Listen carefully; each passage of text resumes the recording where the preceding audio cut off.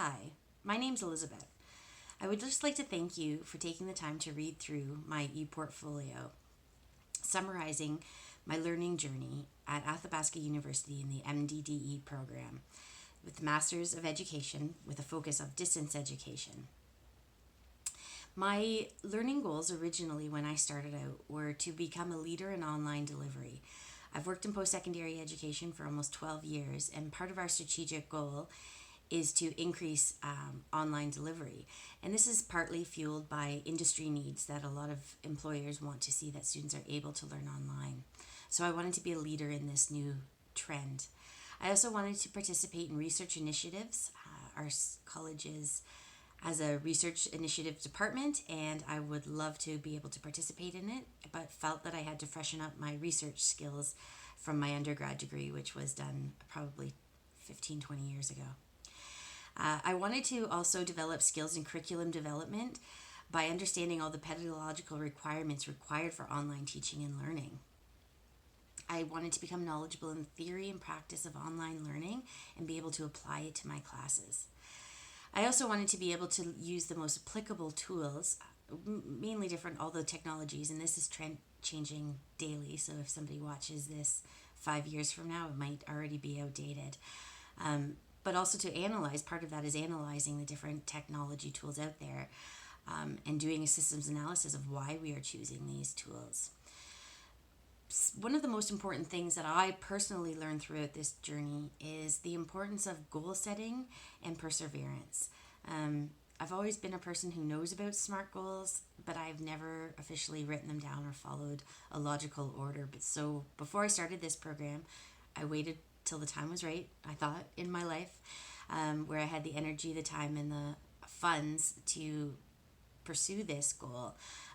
Life did throw some curveballs at me along the way, but I'm at the end now, and I just wanted to tell everybody that who's considering this program that it's life changing, and if you've thought about it, you can do it. You just need to manage your time, find good peer supports, and it absolutely is applicable to anyone in teaching and who wants to strengthen their skills in online delivery.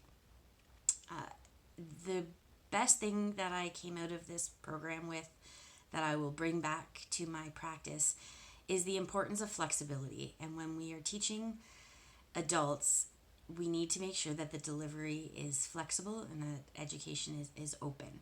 And by that I'm meaning, which I talked about earlier, adults have a lot of balls in the air. And when I'm reading everyone else's, all of my peers' e-portfolios, I'm seeing that everyone has their own struggles.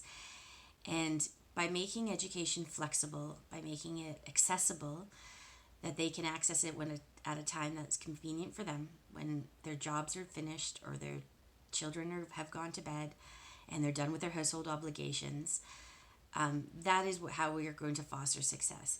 If we have rigid timelines and due dates for many of these adults, that might just be the boundary that prevents them from pursuing their educational goals.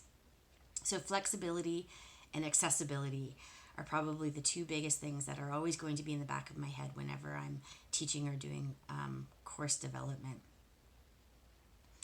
So I can change that by having posting all of my content at the beginning of the year as opposed to releasing it module by module so students can work through it at their own pace, focusing more on the mastery of skill rather than tests, having deadlines set at the beginning of the year so if students want to submit early because their schedules allow for it. There are many different things that I learned in this program that will help me in my future career.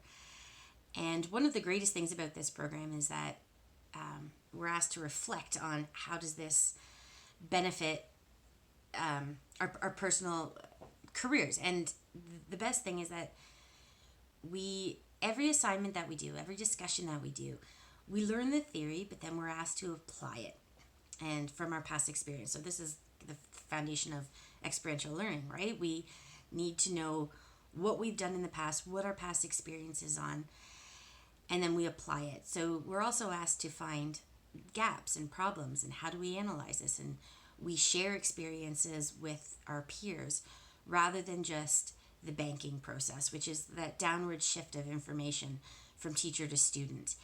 So learning is more with adult education, lateral. We can all learn from each other and pull off of our peers' experiences. And the role of the facilitator should be to guide those experiences, to make sure that the student finds the answer on their own, hopefully, and we are just there to mold them and shape them along the way. If I were to do anything differently, it might possibly be to not have taken so many courses at once. I put a deadline on myself of 2 years. I wanted to get it over and done with and plow through, and that caused some stresses along the way. But I also had a great network of peers, and all my friends and family helped push me as well. So another thing that we learned about the importance of in online learning, fully online programs, is the importance of building a sense of community and how we can make sure the students have this. And I'm doing this video right now in the middle of COVID, and COVID's starting to loosen up, but we have been told that the September, our fall intake, is going to be fully online. So these students won't be meeting each other, and they won't be meeting their professors. So we need to figure out how to use these technologies and to use everything that I've learned in this program to build a sense of community virtually. And I feel like I have a lot of tools in my toolbox to be ready to take on that challenge now. So thank you so much for taking the time to read through my e-portfolio, and I hope you enjoy it. If any of you are considering taking this program, if you're an educator, I would highly recommend it. All of the courses were extremely relevant. We had 5 core courses to choose from, and the other 5, which were all fantastic. Surprisingly, some of the core courses that I dreaded taking, like the research course, ended up teaching me so much. And all of the courses all of the artifacts that I ended up writing about were not the ones that came easy to me or the ones that I knew the most about.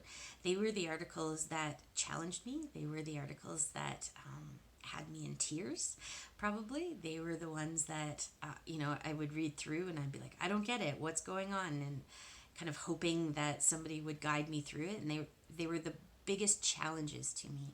So not necessarily everything in life comes easy to us, but once we get through it, the things that challenge us the most are the things that shape us the most, I believe anyways. So I'm excited to take everything that I've learned in this program and start implementing it into the classroom. I've already started doing this in some of my courses. I've taught sociology for 12 years now. This is one of my core courses that I have always taught. And this program has helped me realize some of the gaps that are in that program, such as reflection. I'm a type A go person, and the importance of reflection is huge in adult education. This whole e-portfolio Capstone has helped me with that. I think if we didn't have this Capstone course, I probably would have just checked on my boxes and moved on with life to my next project. But this helped me look back, and when I read all the core competencies of the course, I was quite overwhelmed. There's a lot of them. And as I went through and reflected back upon my learning journey, I realized that I had met all of those learning competencies in some form or another in each course. So my biggest core competencies, or my strongest, I feel, are the problem solving and analysis. I did this in most of the courses that I chose, and even in the daily or weekly discussions that we had to do, it involved this competency in some way. Another competency I feel that I'm very strong at now is instructional design and development and communication and interpersonal skills. And those were used in almost every course as well on some level, whether it was interacting with our peers, interacting with our professors, defending a position, analyzing systems analysis and flaws and trying to correct them and support it with not just our own ideas, but supporting our own ideas with the theory and pedagogical approaches out there. So I am very thankful that I persevered and had peers in this program who actually pushed me through to the end instead of taking a break right now. Thank you very much for reading and my portfolio.